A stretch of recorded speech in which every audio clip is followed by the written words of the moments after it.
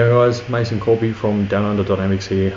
Today's video is going to be on layouts over the head. Okay, so we've done layouts over the feet, the transitions, the bigger ones, and this one's going to be over the head. Later on in another video we'll do about how we can join them together, going both ways in separate front and back layout transitions. So today I'm going to cover a little bit about how to do the transition, the pros and cons about doing them in certain ways, and just general things about the position itself and the controls as well. So hopefully you guys can pick something up that'll be helpful, and let's crack on with the video itself. Still learning. Alright, layout transitions.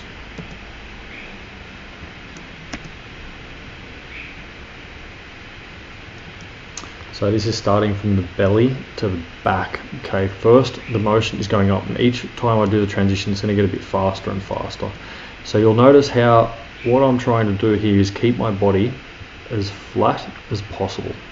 Okay, the speed at the tunnel at this point in time is probably the mid-low speeds of the Ifly Downunder tunnel. So anywhere from 65 to 72 or something like this. Okay, so my body's straight. I'm now moving the arms back behind, and my head is looking at this part of the tunnel here.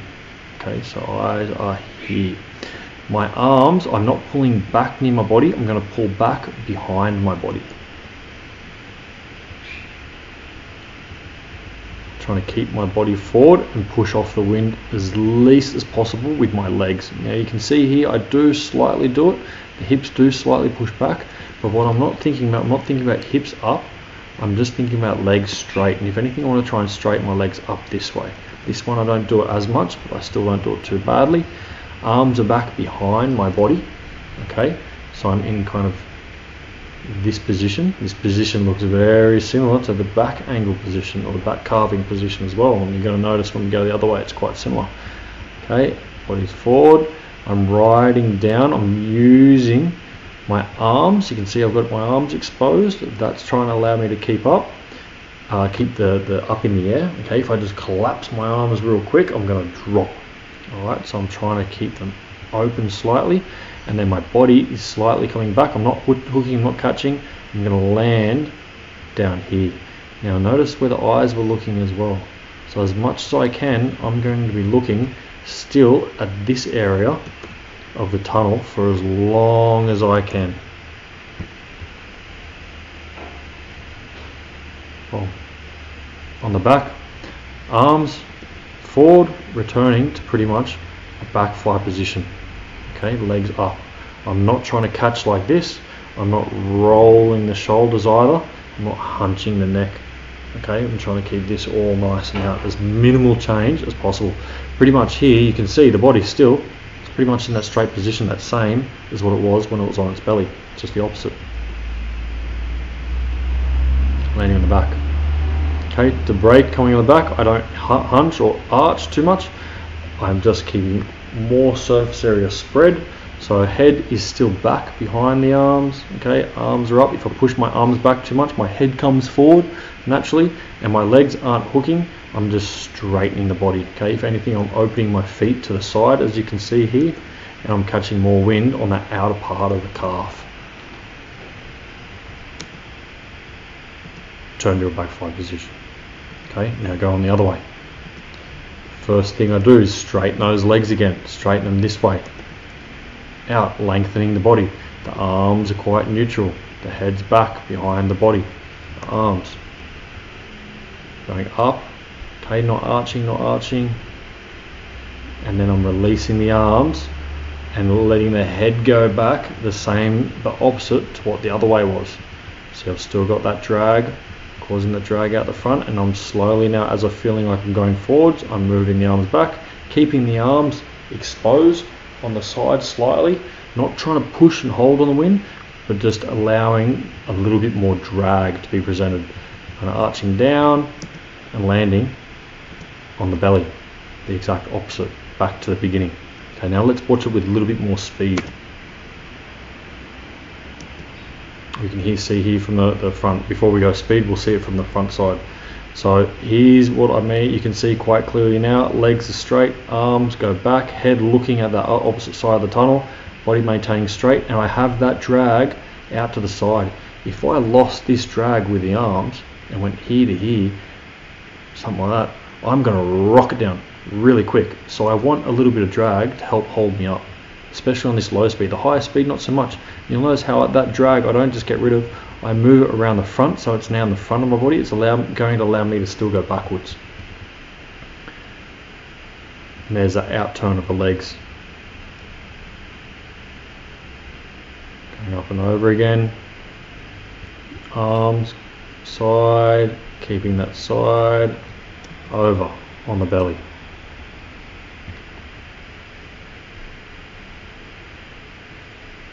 So this can also be used and translated, and you can think about this for when we are doing angles, okay, angles or tracking. Now if I'm going to go steeper, if I'm starting on the belly and I start doing this motion in the sky, this here, if I stop, it's going to push me that direction, probably very quickly. As I'm continuing, if I stop here and I close, I'm going to go this direction. So if you felt this motion, and when you're doing this move and you're getting a push, okay, if you felt that in the tunnel before and you're like, oh, I'm going to push and I'm going to track up into the glass, this feels out of control, or it feels like you're going to track up here, use that same motion when you're learning to track. Feel it, feel those legs, okay, let it boost you. Coming over, landing on the back. Same thing if you're getting off the plane, plane's moving, and you get off on your back, okay, and then the leader is over here somewhere on an angle, you want to move up to them, slowly do this move like a layout, back layout, and it's going to push you up and over. So you don't need to get off the plane in a straight, fast tracking. You can get off just in the general backfly position. Let the group go, let it go away from you. As you feel comfortable, you let it go, slowly go into this position. If you don't need to go the whole thing, just go slightly, and that motion, just hold this position. It's gonna fucking drive you straight across.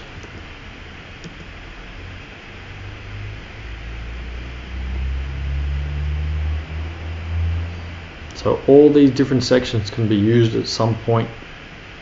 Think about the sensations that you're doing. They can translate to the sky as well. Backtrack straight through. You can see where the position is quite similar. You can see where the positions are quite similar to the carving position of back flying and belly flying. Okay, so they all translate and they all work really well together. A big key factor when you're learning to do dynamic flying is you want to learn the back carving position, the belly carving position as fundamentals, then the layouts, okay, front and back, okay.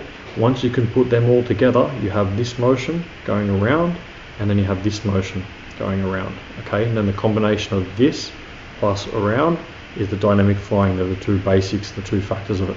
Everything else starts to become a variation of those.